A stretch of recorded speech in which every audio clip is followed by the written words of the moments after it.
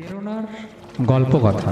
বিভিন্ন ধরনের গল্প, যেমন রামায়ণের বিভিন্ন কাহিনী, মহাভারতের বিভিন্ন কাহিনী, পৌরাণিক গল্প, ভূতের গল্প এবং আরও অনেক গল্প নিয়ে সাজানো আমাদের এই চ্যানেল প্রেরণার গল্পকথা। আপনাদের পছন্দই আমাদের পছন্দ। তাহলে চলুন শুরু করি আজকের কাহিনী।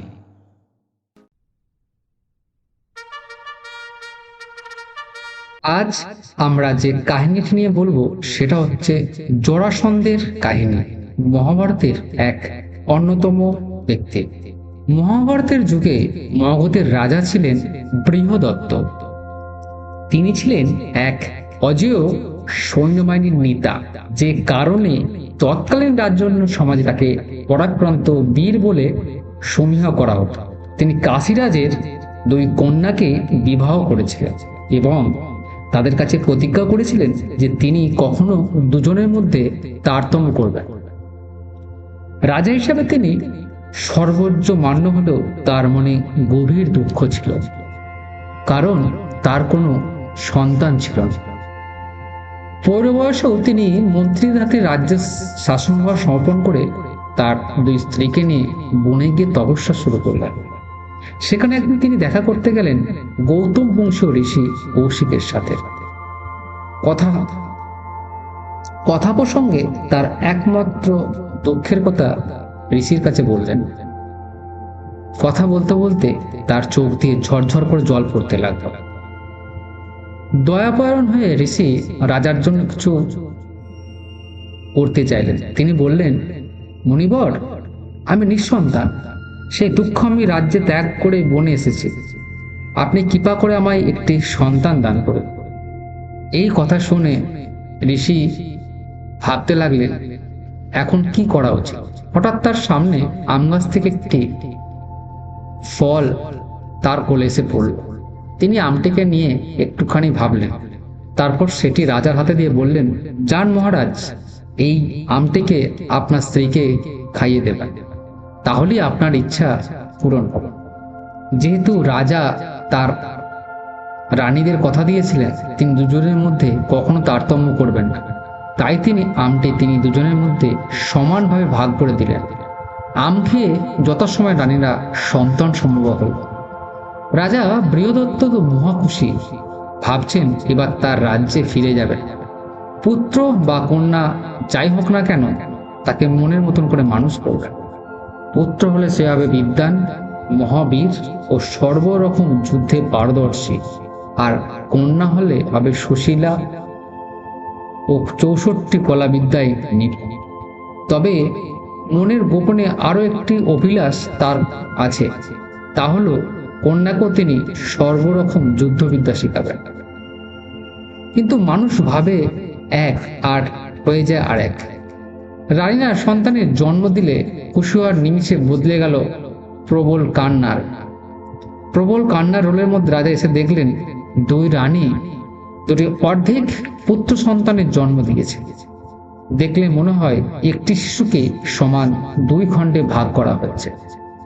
প্রতিটি অংশে একটি করে ইন্দ্রিয় অর্থাৎ চোখ, কান, নাক প্রভৃতি একটি করে রয়েছে। দাসীরা যখন দুটি থালায় দুটি অংশকে নিয়ে এসে দাঁড়ালেন, দেখে রাজারা ঘৃণা বোধ হলো। দুঃখে বিরক্তিতে তিনি খণ্ড দুটি বনের ভেতর ফেলে দিতে আদেশ করলেন। জরা নামের এক রাক্ষসী সেদিন অরণ্যে ঘুরে বেড়াচ্ছিলেন। আজ তার পেট ভরে খাবার জোটেনি। রাজার লোকেরা যখন সেই মাংসপিণ্ড দুটিকে রাজার আদেশ মতো অরণ্যে ফেলে দিয়ে গেল, নরম মাংসের গন্ধ তার নাকে লাগতেই তার মন উল্লাসিত হয়ে উঠল। বিচিত্র মাংসখণ্ড দুটিকে নিয়ে সে আনন্দে লোফালোফি করছিল, কিন্তু হঠাৎ একই হলো। কৌতুক ভরে সে অংশকে একত্রিত করছিল, আর তার হাতেই ওপর দেখা গেল এক জীবিত শিশু হাত পা নেড়ে প্রচন্ড জোরে চিৎকার করছে। শিশুটিকে দেখে প্রথমে সে এক হতচকিত হইল। তার মনে দয়া হলো, সে সেটাকে মেরে ফেলতে পারল না। নিয়ে গেল রাজার কাছে। রাজা প্রথমে অবাক হলেও আনুপূর্বিক শুনে শিশুটিকে গ্রহণ করলেন। সুন্দর সুঠাম শিশুটি অত ছোট্ট বয়সও প্রচন্ড বিক্রমে হাত পা ছড়ছিল। রাজা বুঝলেন ঠিক মতো গড়ে তুলতে পারলে শিশুটি কালক্রমে মহাবীর হয়ে উঠবে। এতটুকু শিশুর আস্ফালন দেখতে দেখতে তার মনে স্নেহ অঙ্কুরিত হয়ে থাকলো। তার মনে হলো, আহা, এটি তো তারই পুত্র হয়ে জন্মেছিল। তিনি শিশুটিকে 2 হাতে গ্রহণ করে কপালে স্নেহ চুম্বন এঁকে দিলেন। তারপর বললেন, জরা রাক্ষসের হাতে এই শিশুর প্রাণ লাভ করেছে। সেই ছিল বলি আমি আমার রাজ্যের ভবিষ্যৎ উত্তরাধিকারকে ফিরে পেয়েছি। আজ থেকে এই শিশুর নাম হবে জরাসন্ধ। জরাসন্ধ বড় হলে সমস্ত ভারতের দুর্ধর্ষ মল্লবীর বলে পরিচিত হলেন। এছাড়াও তিনি সব রকম যুদ্ধেই অপরাজয় ছিলেন। তার শরীরের কেবল একটি মাত্র দুর্বলতা ছিল, মাথা থেকে পা পর্যন্ত এই সংযোগ স্থলটি, পা ধরে যদি কেউ তার শরীর ছিঁড়ে ফেলতে পারে, একমাত্র তাতেই তার মৃত্যু ঘটার সম্ভাবনা। 2-1 জন ছাড়া কেউই এ খবর জানত না। সুতরাং এক হিসাবে তিনি অমর হয়ে উঠলেন। রাজা জরাসন্ধকে কেন্দ্র করে তৎকালীন ভারতে এক শক্তিচক্র তৈরি হয়েছিল, যার প্রধান 2 স্তম্ভ ছিলেন যাদব কুলপতি কংস এবং চেদিরাজ শিশুপাল। কংস ছিলেন তার জামাতা। তাকে হত্যা করে মথুরার শাসনভার কৃষ্ণ যখন উগ্রসেনকে সমর্পণ করেন, তখন তিনি জরাসন্ধের শত্রুকুল ভক্ত হলেন। বিদর্ভরাজ রুক্মিণী তার বোন রুক্মিণীর সাথে শিশুপালের বিবাহ দিতে চেয়েছিলেন। সেখানেও কৃষ্ণ রাজপুত্রকে হরণ করে বিবাহ করেছিলেন বলে জরাসন্ধ আরো বিধিষ্ঠ হন। কৃষ্ণকে মেরে যাদব বংশকে উৎখাত করার জন্য তিনি 18 বার মথুরা আক্রমণ করেছিলেন। শেষ পর্যন্ত কৃষ্ণের নেতৃত্বে যাদবরা পালিয়ে এসে দ্বারকানগরে রাজত্ব স্থাপন। পাশা খেলায় নিজের শক্তিমত্তা প্রদর্শনের জন্য তিনি 100 রাজাকে বন্দী করে মহাদেবের পূজায় তাদেরকে বলি দিবার সিদ্ধান্ত নেয়। কোন রকমে সেই খবর পৌঁছালো শ্রীকৃষ্ণের কাছে। এই সময় কৌরবদের পাণ্ডব দুপক্ষের যুদ্ধের তোড়জোড় শুরু হয়েছে।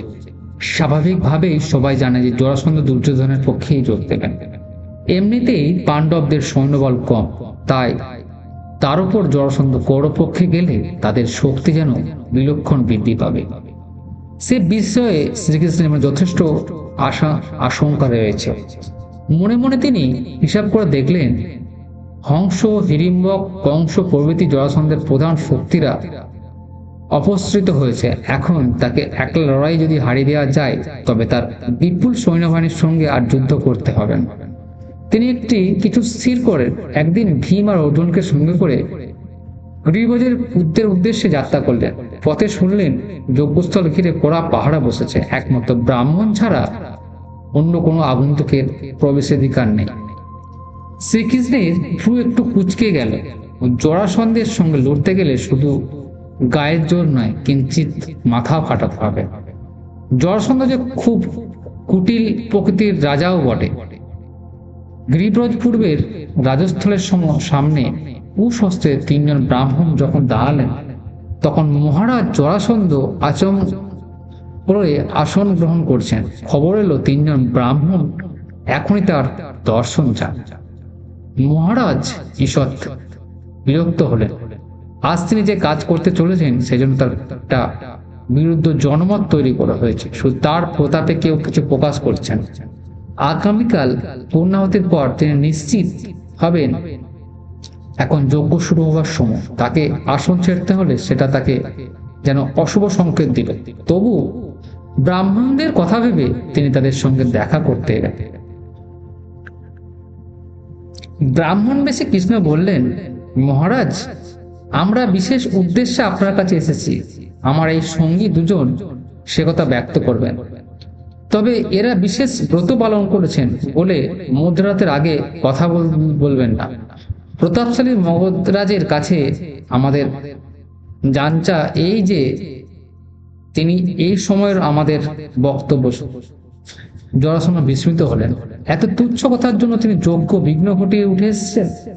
আগন্তুককে তিনি বিশেষভাবে নিরীক্ষণ করলেন। কেন জানি না, তার মনে হলো এরা যথার্থ ব্রাহ্মণ নন। তিনি তার মন এখন যজ্ঞের জন্য ব্যস্ত হয়েছে, তাই তিনি বেশি কথা না বলে তথাস্থ বলে ফিরে গেলেন। নির্দিষ্ট সময়ে তিনি যখন আগন্তুকের সম্মুখীন হলেন, প্রথমে তিনি জিজ্ঞাসা করলেন, তোমরা কারা? বিপ্র পরিচয়ে আসলেও তোমরা বিশাল বাহু ও ধনুষ্য ব্যবহারের তরুণ কিনাঙ্কিত হস্ত তোমাদের অন্য পরিচয় দিচ্ছে। অর্জুন আবার নিজেদের পরিচয় দিয়ে বললেন, মহারাজ, আমরা শত্রুকে আপনার কাছে এসেছি, আপনার সঙ্গে এখন যুদ্ধ করতে চাই। আপনি আমাদের মধ্যে একজনকে বেছে নিন জরাসন্ধ। একে তো ক্ষত্রিয় হিসাবে যুদ্ধের আহ্বানকে অস্বীকার করবেন না, তাই মল্লবীর বলে যথেষ্ট আত্মগর্বী ছিলেন। তিনি প্রচন্ড অট্টহাস্য করে বললেন, কৃষ্ণ, তুমি তো একজন গোপালক মাত্র, তুমি যুদ্ধে জানো কি? আর অর্জুন, তুমি তো বালক মাত্র। এই সুকুমার দেহ নিয়ে আমার সাথে যুদ্ধ করলে আমারই অপমান, তোমাকে হারিয়ে সুখ নেই। তোমাদের মধ্যে একমাত্র ভীমসেন কি যোগ্যতা আছে আমার সম্মুখীন হবার? এসো যুদ্ধ করি। শিখেছে যেন ঘাম দিয়ে জ্বর ছাড়লো। অর্জুন যখন যে কোনো একজনের সাথে যুদ্ধ করার জন্য মগধরাজকে আহ্বান করে জানাচ্ছিলেন, তখন মনে মনে তাকে অর্বাচীন বলে গালি দেওয়া ছাড়া কৃষ্ণের আর কিছু করার ছিল না। ইস, রাজা যদি অর্জুনকে বেছে নিতেন! অর্জুনের ক্ষমতার তো জরাসন্ধকে পরাস্ত করা সম্ভবই ছিল না। যাক, এক যাত্রা রাজার অহংকার তাদের বাঁচিয়ে দিল। যুদ্ধ তো শুরু হলো।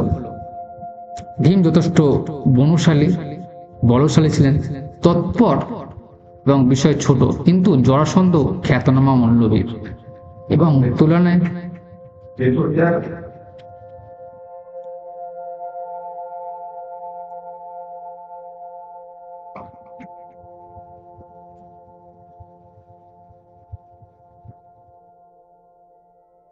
যুদ্ধ তো শুরু হলো। ভীম যথেষ্ট বলশালী, তৎপর এবং বয়সে ছোট, কিন্তু জরাসন্ধ খ্যাতনামা মল্লবীর এবং তুলনায় বেশি অভিজ্ঞ।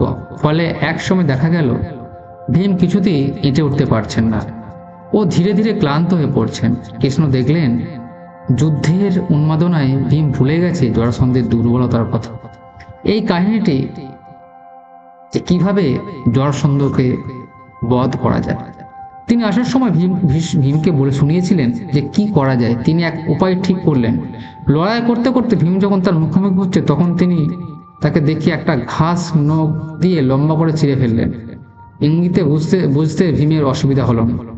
সুযোগ পেতেই সেই রাজাকে পা ধরে মাথার উপর প্রচন্ড বেগে ঘোরাতে লাগলেন। তারপর সজোরে মাটিতে আছড়ে ফেলে তার দুদিকে টান দিয়ে ছিঁড়ে ফেলেন এবং কৃষ্ণের এই পরামর্শ মতো দুটি খণ্ড দুদিকে নিক্ষেপ করে। ভীমের উল্লাস মিশ্রিত হুঙ্কারের শব্দে পূর্ববাসীরা জানালো যে মগধ রাজের জীবন শেষ হয়েছে, অত্যাচারিত জীবন থেকে তারা মুক্তি পেয়েছে। পূর্ব আকাশে সূর্য উঠেছে, এখন যে সকলের কাছেই মুক্তি সূর্য। কৃষ্ণ, ভীম ও অর্জুন এলেন এই 100 রাজাকে মুক্তি দিতে। সকলের আনন্দ কোলাহলের মধ্যে কৃষ্ণ জরাসন্ধের পুত্রকেও রাজ সিংহাসনে অভিষিক্ত করলেন। সবাই পাণ্ডবদের নামে জয়ধ্বনি দিল। ইন্দুবস্থির যুধিষ্ঠিরের সময় উদ্বেগের আর কাটছিল না। তিনি একজনকে এসে প্রণাম করলেন ও সুসংবাদের আনন্দে তাদের এই মুখে ঝলমল করছিল। রাজা তাদের মুখে ধরিয়ে ধরলেন। কৃষ্ণ মৃদু গলায় বললেন, মহারাজ, আপনার পথের বিঘ্ন দূর হয়েছে। এই বলে আজকের মতন আমরা এই কাহিনী শেষ করলাম। পরবর্তী এই ধরনের পৌরাণিক কাহিনী শোনার জন্য অবশ্যই আমার চ্যানেলটিকে সাবস্ক্রাইব করুন। ফেসবুক থেকে করলে আমার পেজটাকে ফলো করুন। ধন্যবাদ, ভালো থাকবেন। আজকের মতো এখানেই শেষ।